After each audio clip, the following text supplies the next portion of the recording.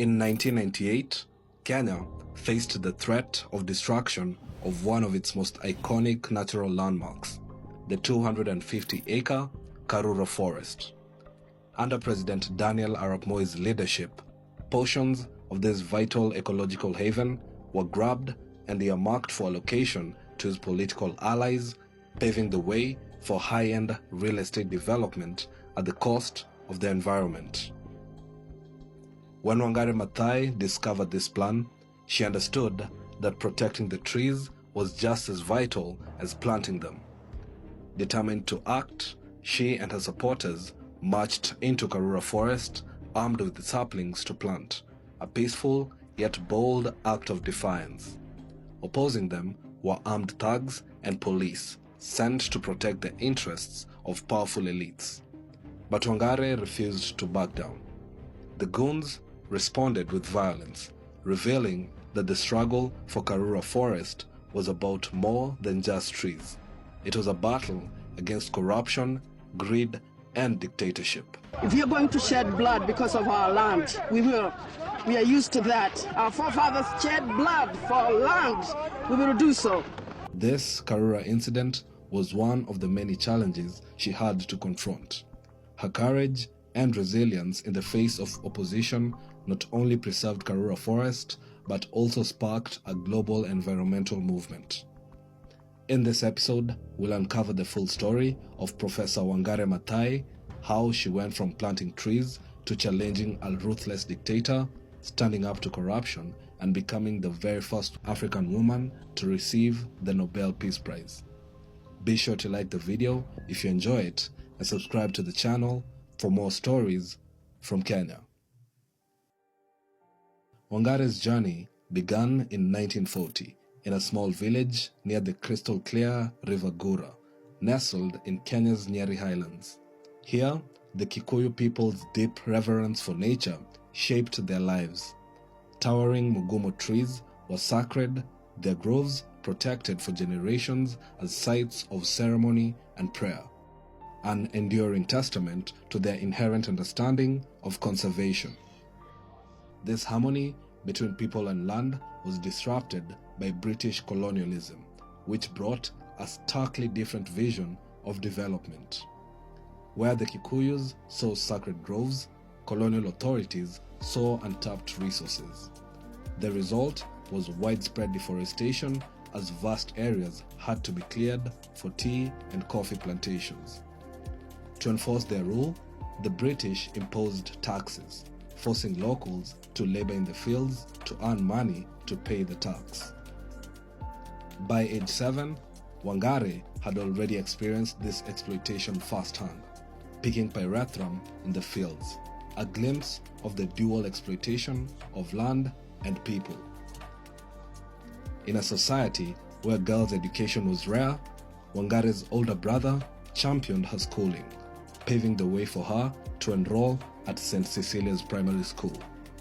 Her academic success led her to Loreto Limuru Girls High School, Kenya's only Catholic girls' high school at the time. Recognizing her potential, her head teacher informed her of the Kennedy Airlift Program, initiated by Tom Boyer. This initiative aimed to provide talented African students with higher education opportunities abroad. It served as a strategic effort by America to counter European colonial influence and foster goodwill in Africa. In 1959, Wangari was among 800 Kenyan students selected for the program. She attended Mount St. Scholastica College, now the University of St. Mary in Kansas, earning a bachelor's degree in biology in 1964, followed by a master's in biological sciences from the University of Pittsburgh. Her time in America was transformative. Beyond academics, she witnessed the civil rights movement led by figures like Martin Luther King Jr. and events such as the March on Washington. These experiences profoundly shaped her worldview, instilling in her a deep commitment to peaceful protests, community mobilization, and the fight for justice and equality. When Wangari returned to a newly independent Kenya, the country buzzed with optimism and national pride. However, a chilling sight awaited her as she journeyed back to her childhood home. The River Gura, a once vibrant artery of her youth, now trickled weakly through the parched landscape. This environmental degradation caused by deforestation symbolized the challenges facing her beloved homeland, challenges she would soon dedicate her life to addressing. At the University of Nairobi, she continued breaking barriers. As one of only 3 women in her cohort, she began working as a research assistant in 1966. In 1969, she married Wangari Maathai, whom she had met during her studies in America, and they had 3 children together. By 1971, she had achieved another historic first, becoming the first woman in East Africa to earn a PhD in veterinary anatomy. After earning her doctorate, she continued to teach and eventually became the first woman to chair a department of veterinary anatomy. The Greenbelt movement was founded in 1977 when Wangari Maathai returned home to find a widespread environmental devastation, including the degraded River Gura. Women from the National Council of Women of Kenya, NCWK, where Maathai was a member, shared their struggles with her: lack of clean water, scarce firewood, poor nutrition, and unstable incomes. Recognizing the connection between deforestation and desertification, she proposed a simple yet transformative solution: planting trees to restore the environment and address the pressing needs. The movement combined environmental restoration with community development. Maathai trained women to establish and manage tree nurseries, teaching skills like seed collection, germination, and planting. Women were paid for every seedling that survived beyond 3 months, fostering economic independence. What began with the planting of just 7 trees grew into a national and international movement. Wangari Maathai mobilized thousands of women and men to plant millions of trees across Kenya. As the Greenbelt movement flourished, Wangari Maathai identified a deeper problem. The corrupt administration of President Daniel Arap Moi was accelerating environmental destruction by illegally allocating public land to political allies. Recognizing that environmental degradation was deeply tied to political corruption, Maathai expanded the movement to advocate for better land management and social justice. Wangari Maathai's rise to prominence came with significant personal challenges. After separating from her husband, Mwangi, in 1977, the couple's divorce was finalized in 1979 when he accused her of infidelity without any evidence. Mwangi believed Wangari was too strong-minded for a woman and that he couldn't control her. Despite the lack of proof, the judge ruled in Mwangi's favor. When Wangari Maathai publicly criticized the judge, calling him either incompetent or corrupt, she was charged with contempt of court and sentenced to 6 months in Langata Women's Prison. Her sentence was commuted to a fine of 12,500 shillings. After the divorce, Wangari Maathai faced pressure from her ex-husband's lawyer, who insisted that she drops his surname. In response, she chose to add an extra A to her surname. In 1989, she led one of her most high-profile battles against the Kenya Times Media Trust Complex project, a $200 million plan to build a 62-story skyscraper in Uhuru Park, which would serve as KANU's headquarters and feature a 4-story statue of President Moi. A lawyer revealed the project's details to her, and she saw it as a glaring example of government sacrificing public welfare for political gain. Taking bold action, she filed a legal case through the Greenbelt movement to stop the project. This was a time when criticizing the president was dangerous, as it risked abduction or worse, just like it is today. But she refused to back down. Moi dismissed her efforts, predicting her case would fail, and initially it did. Undeterred, Wangari turned to local and international media, even writing to Prince Charles, comparing the destruction of Uhuru Park to demolishing Hyde Park in London. This drew global attention and increased pressure on investors, leading to public outrage. Eventually, investors withdrew their support, forcing the project's cancellation. Moi reacted with anger, calling Wangari wayward and accusing her of overstepping her boundaries. Na mama moja anajitokeza na kwa desturi mama kwa Kiafrika lazima kuheshimu wanaume. Na mimi nauliza akina mama, muko wapi kutudiscipline moja wapo wenu ambaye amevuka mpaka? The victory came at a steep price. In Parliament, MPs mocked Wangari Maathai, with some even demanding that the Greenbelt movement be banned. Despite these setbacks, the movement continued its work. This victory, however, came at a great personal cost. Friends distanced themselves, fearing for the consequences. Concerned for the safety of her family, she sent her children to study in the United States and went into hiding for some time. The tragic irony is that decades later, the spaces Wangari fought so hard to protect are once again under threat. City Hall has announced plan to lease Uhuru Park and Central Park to private businesses. Nairobi Governor Johnson Sakaja aims to develop the parks, with proposals including construction of a nightclub.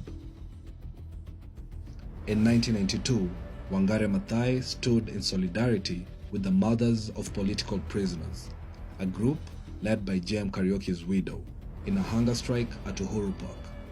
Their demand was clear: the release of political detainees held without trial.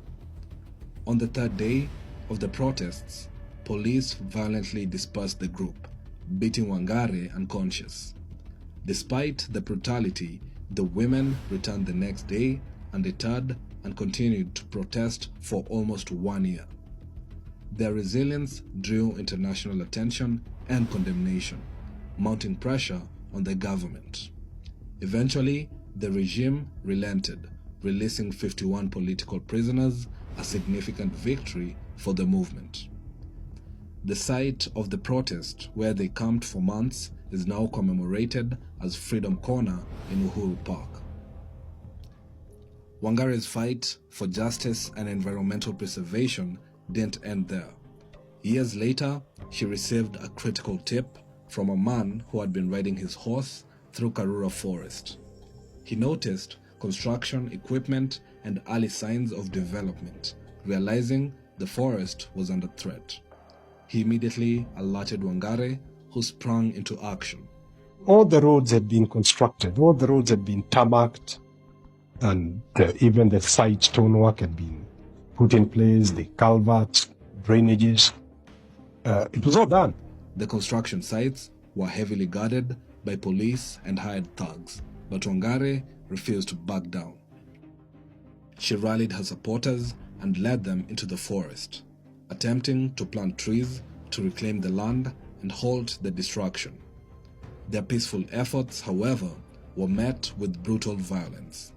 Wangari and her supporters were attacked. She sustained serious injuries during the clashes. In a powerful and symbolic act of defiance, she filed a formal statement about the incident, signing it with blood from her wounds. Footage of the attack spread globally, sparking international outrage and drawing attention to the struggle to protect Kenya's natural heritage. Frustrated by the government's inaction, local residents took matters into their own hands, destroying the construction sites to protect the forest. The public backlash was so intense that no contractor dared to continue the project. Today, the site of Wangari's first protests is commemorated as Wangari Maathai Corner, where 5,500 seedlings have been planted in her honor, a living tribute to her enduring legacy. Thanks to her tireless efforts, two of Nairobi's most iconic green spaces, Uhuru Park and Karura Forest, were preserved for future generations. But for how long remains a mystery. The government has recently been cutting down trees in Karura Forest under the guise of forest management, claiming to remove exotic species and replace them with indigenous ones. Yet, given the regime's track record, it's hard to trust their intentions.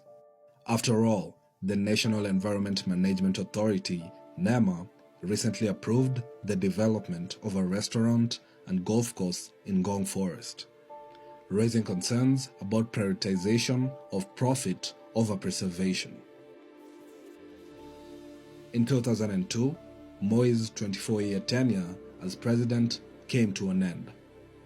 In the 2002 elections, Wangari Maathai achieved a historic victory, winning a parliamentary seat in the Tetu constituency with an overwhelming 90% of the vote. Shortly after, she was appointed by President Mwai Kibaki as Assistant Minister for Environment, Natural Resources and Wildlife in Kenya's 9th Parliament. However, her time in office was not without challenges. One of her most contentious positions was her vocal opposition to the Shamba system, which allowed cultivation and grazing in forested areas. While her stance was grounded in sustainability and scientific evidence, it sparked resistance from some MPs and constituents who misinterpreted her efforts as prioritizing wildlife over human welfare. In Tetu, this misunderstanding led to backlash, with some voters vowing to oust her in the next elections, which they eventually did. Despite the criticism, Maathai remained resolute. She firmly believed that protecting trees was essential for Kenya's future, even if it came at the expense of her political career. In 2004, Professor Wangari Maathai made history as the first African woman and first environmentalist to win the Nobel Peace Prize. Over her lifetime, her Greenbelt movement planted more than 30 million trees.